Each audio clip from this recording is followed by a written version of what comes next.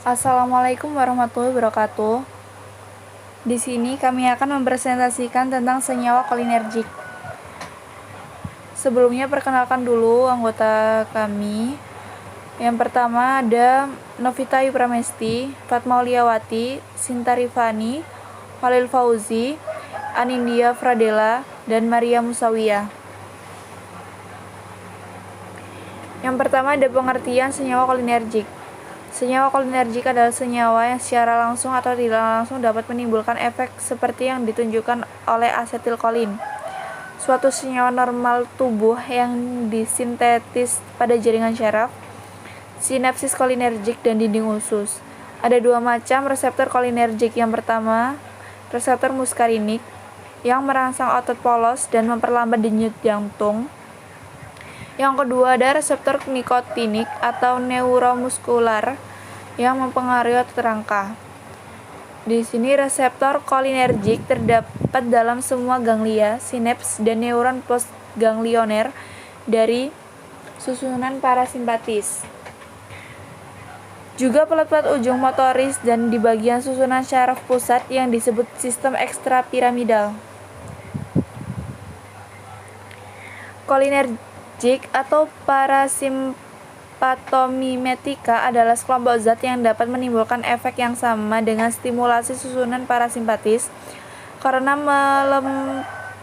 melepaskan neurohormon asetilkolin di ujung-ujung neuronnya. Tugas utama susunan parasimpatis adalah mengumpulkan energi dari makanan dan menghambat penggunaannya. Singkatnya berfungsi sebagai asimilasi. Bila neuron susunan parasimpatis dirangsang, timbullah sejumlah efek yang menyerupai keadaan istirahat dan tidur. Nah, jadi biosintesisnya seperti ini. Asetilkolin itu berasal dari asetil-CoA dan kolin. Yang mana asetil-CoA itu berasal dari mitokondria dan si kolin ini berasal diproduksi oleh tubuh. Nah, kemudian asetilkolin ini masuk ke dalam vesikel, vesikel bundaran ini. Kemudian keluar, asetilkolin keluar. Nah, kemudian menuju ke ini reseptor. Nah, selain menuju ke reseptor, asetilkolin juga ada nasib lain, yaitu di sini yaitu asetilkolinesterase, atau artinya esterase artinya memecah. Jadi ini asetilkolinesterase ini memecah asetilkolin menjadi kolin dan asetat, yang mana si kolin ini bisa diproduksi kembali atau bisa diambil kembali. Nah, dari penjelasan tadi ya disimpulkan ada obat yang mengganggu atau menghambat proses biosintesis. Yang pertama yaitu hemikolinium. Nah, hemikolinium ini obat yang menghambat pemasukan kolin ke sel. Jadi kolin dari luar masuk ke sel itu bisa dihambat oleh obat hemikolinium. Kemudian yang kedua vesamikal.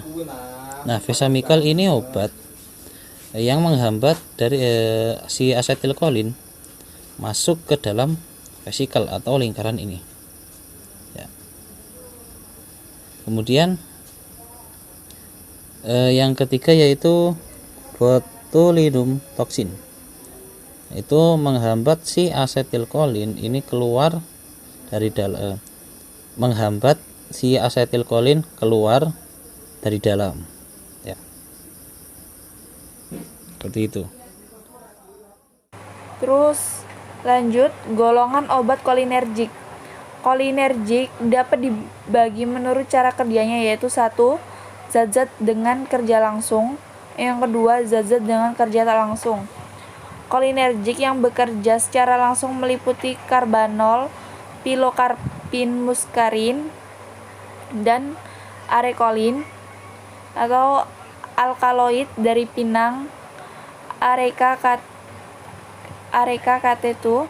Zat-zat ini bekerja secara langsung terhadap organ-organ ujung dengan kerja utama yang mirip efek muskarin dari asetilkolin. Kolinergik yang bekerja secara tak langsung meliputi zat-zat antikolinestres seperti fisostigmin, neostigmin, dan piridoxymin. Obat-obat ini merintangi penguraian asetilkolin secara reversibel, yakni hanya untuk sementara. Setelah zat-zat tersebut habis diuraikan oleh kolinestres, asetilkolin segera akan dirombak lagi. Di samping itu, ada pula zat-zat yang mengikat enzim secara irreversibel, misalnya parasen dan organofosfat lainnya. Kerjanya panjang karena bertahan sampai enzim baru terbentuk lagi. Di sini ada senyawa kolinergik dengan efek langsung. Senyawa kolinergik dengan efek langsung atau kolinomimetik, parasimpatomimetik adalah obat yang mempunyai struktur kimia, jarak antar gugus polar, dan distribusi muatan serta dengan asetilkolin sehingga dapat menimbulkan efek pada transmitter kimia asetilkolin. Gimana cara kerjanya? Mekanisme kerja kolinomimetik itu memiliki struktur mirip dengan asetilkolin sehingga dapat membentuk kompleks dengan reseptor asetilkolin. Reseptor tersebut terletak pada membran yang peka. Asetilkolin dan kolinomimetik dapat mempengaruhi dan mengikat keselektifan permeabilitas membran terhadap kation. Lanjut, sekarang ada contoh senyawa kolinergik. Yang A ada asetilkolin. Aktif terdapat nikotinik dan muskarinik, cepat terhidrolisis. Larutan 1% topikal pada interior kamber mata ada 0,5 sampai 2 ml. Yang B metakolin dihidrolisis lebih lambat karena efek halangan sterik oleh gugus beta metil aktif terhadap muskarinik. Dosis SC 10 mg setelah 20 menit dapat diberikan 25 mg. Yang C karbakol dihidrolisis lambat karena gugus karbamat digunakan pada glaukoma untuk menurunkan tekanan intraokuler. Larutan 1% topikal pada konjungtiva mata 1 tetes 2-3 sehari. Yang D betanikol efek lebih lama karena halangan sterik dan karbamat digunakan untuk stimulasi saluran cerna dan saluran urin pasca operasi.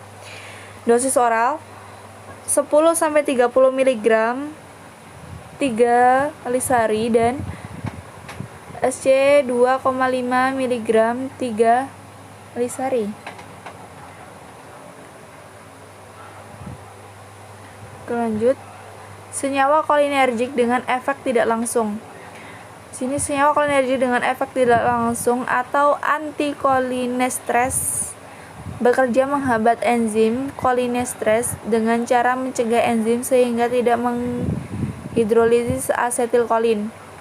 Akibatnya, asetilkolin akan terkumpul pada tempat transmisi kolinergi dan bekerja pada perifer, sinapsis ganglionik, dan penghubung saraf otot rangka.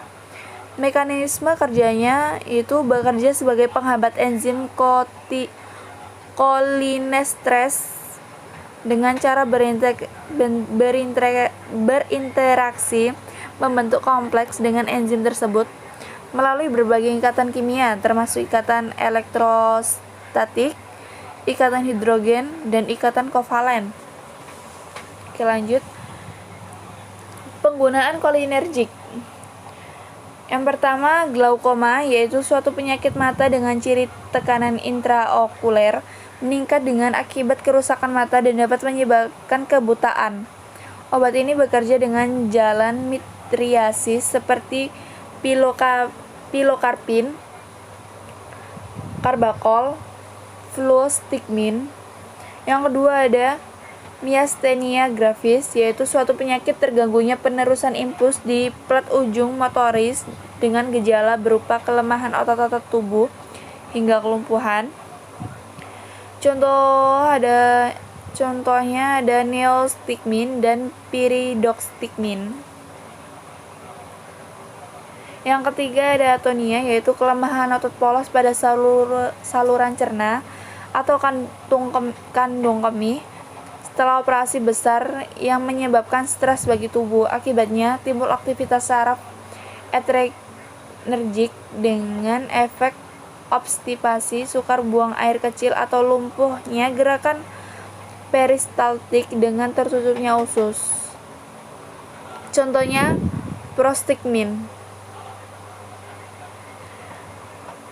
Beberapa obat kolinergik merupakan antidotum penting untuk obat-obat blokade neuromuskular, antidepresan, triklik, dan alkaloid belladonna. Obat-obat kolinergik memperlihatkan efeknya dengan menunjukkan salah satu dari dua cara bekerja mirip dengan asetilkolin atau menghambat destruksi asetilkolin dan enzim asetilkolin dan enzim asetilkolinesterase di tempat-tempat reseptornya. Oke, sekian presentasi dari kami. Wassalamualaikum warahmatullahi wabarakatuh.